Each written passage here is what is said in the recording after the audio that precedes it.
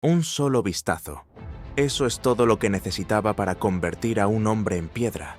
Pero la verdadera maldición no eran sus ojos. Fue lo que los dioses le hicieron antes. Medusa no nació monstruo. Nació humana, demasiado humana para un mundo de dioses crueles. Su belleza fue su pecado, su devoción su condena. Mientras caminaba por la playa ese día fatídico, ignoraba que Poseidón la acechaba entre las olas, y cuando la arrastró al templo de Atenea, no fue violación lo que ocurrió, fue una declaración de guerra entre dioses, con ella como campo de batalla. Atenea no la maldijo por impura, la maldijo por ser víctima. Convirtió sus dorados cabellos en serpientes, su piel en escamas, su mirada en muerte. La expulsó de la humanidad por el crimen de haber sobrevivido. Los héroes vinieron después, con espadas y espejos. Perseo le cortó la cabeza, pero su verdadera muerte ocurrió mucho antes, cuando los dioses que amaba le arrancaron el alma. Ahora dime, ¿quién era realmente el monstruo en esta historia? La brisa salina acariciaba su rostro cuando Medusa, apenas una adolescente, pisó por primera vez el sagrado recinto del templo de Atenea. Sus pies descalzos dejaban huellas fugaces en el mármol pulido, como si la propia diosa las borrara tras su paso. Los fieles susurraban al verla pasar, no solo por su belleza extraordinaria, sino por la gracia con que movía las antorchas durante los rituales nocturnos, haciendo que las sombras danzaran en las paredes como espíritus convocados.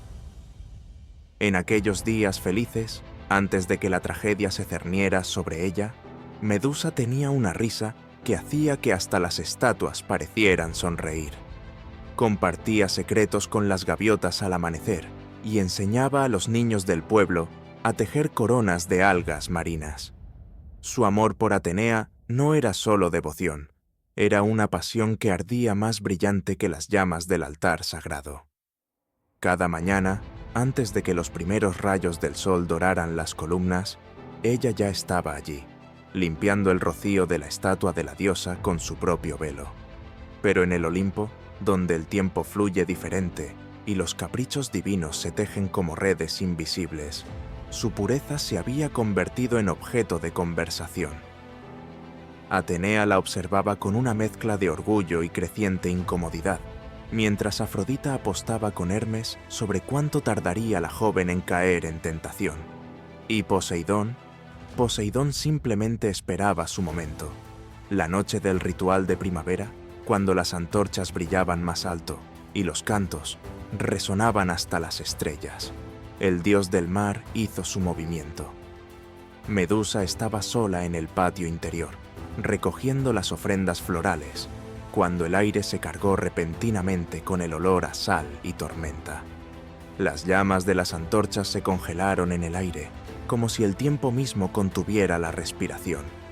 Lo que siguió fue una danza macabra de fuerza y súplicas. Medusa corrió hacia el santuario interno, sus pies sangrando al pisar los fragmentos de cerámica que caían de las repisas temblorosas. Las serpientes talladas en las columnas parecían observarla con ojos vivos, testigos mudos de su desesperación. Cuando finalmente se refugió abrazando la estatua de Atenea, sus lágrimas mancharon los pies de mármol de la diosa. El amanecer reveló la profanación. Atenea apareció no como salvadora, sino como juez implacable. Su voz, cuando habló, no tenía el tono cálido que Medusa recordaba de sus sueños, sino el frío cortante del hielo en invierno. La maldición no fue instantánea. Fue un tormento prolongado que duró 9 días y 9 noches, durante los cuales cada hueso de Medusa se retorcía y cada nervio ardía como si le hubieran inyectado fuego líquido. Cuando finalmente pudo arrastrarse fuera del templo, ya no reconocía su propio reflejo en los charcos de agua. Las serpientes que ahora eran su cabello silbaban en un coro discordante, expresando la rabia que ella no podía vocalizar. El primer hombre que petrificó fue un pastor que intentó ayudarla.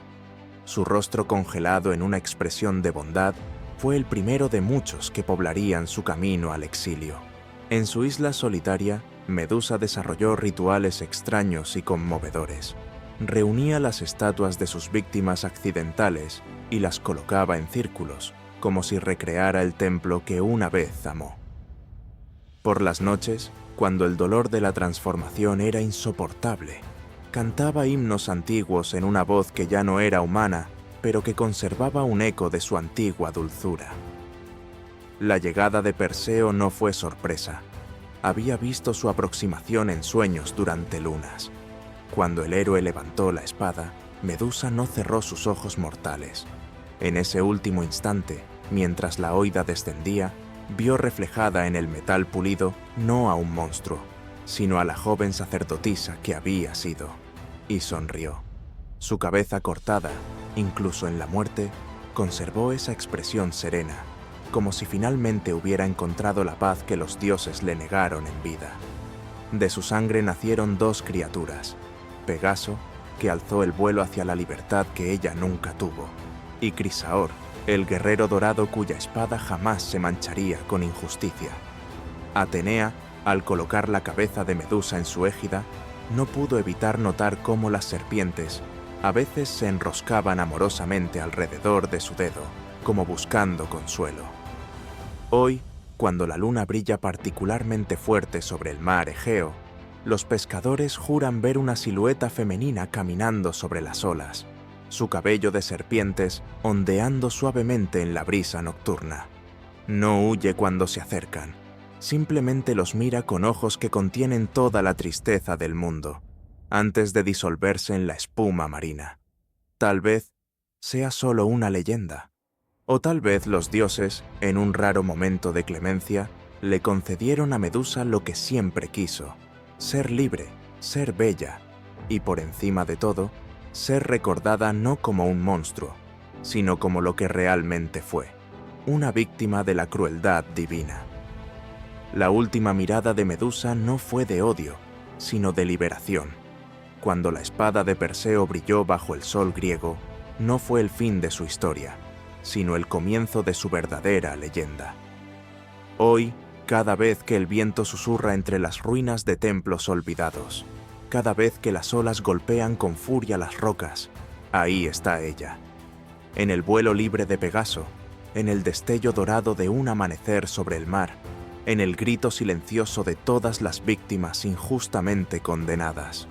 Ahora te toca a ti. ¿De qué lado estarías?